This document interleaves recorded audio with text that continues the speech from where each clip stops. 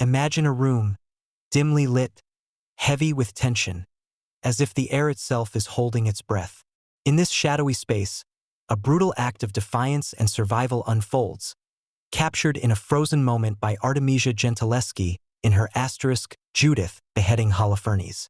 At the center of the scene is Judith, a strong, determined woman, her presence commanding and fierce. She stands tall, her dark hair pulled back, not to distract her from the deadly task at hand. Her body is taut, every muscle engaged, as she grips a sword, its blade gleaming with a deadly edge.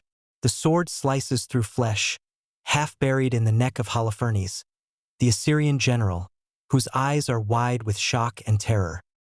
His mouth is open as if a scream is caught in his throat, but no sound escapes, just a gurgle of blood that spills down onto the bed. His limbs flail in a final, desperate attempt to free himself, but Judith's hold is unyielding. Judith's face is calm yet intense, her expression a mix of resolve and cold focus. There's no hesitation, no faltering in her movement. She is a warrior in this moment, empowered by her own sense of justice. Blood splatters from the wound, dark and thick, staining the white linen sheets beneath them, soaking into the folds like ink blotting a page.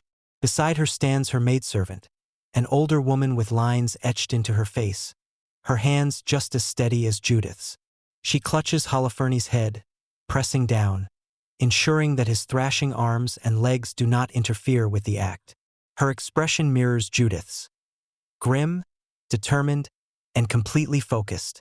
They are in this together, bound by their shared mission, two women facing the monstrous embodiment of male power and cruelty. The background is a cascade of shadows, deep and dark, as if the world outside this brutal, intimate moment no longer exists. The only illumination comes from an unseen source of light, casting the figures in a sharp, almost divine glow. This light draws your attention to the center of the painting, the place where steel meets flesh. Everything else is peripheral, lost in darkness, emphasizing the raw intensity of the act. The emotional atmosphere is thick with contrasts.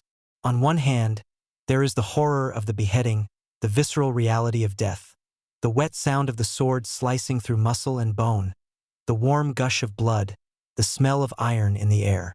But there's also something strangely triumphant, a sense of justice being served. Judith and her maid are not just murderers. They are avengers, taking back power that was threatened to be stolen from them. Holofernes, a man of war, of violence, is brought low by the very women he sought to dominate.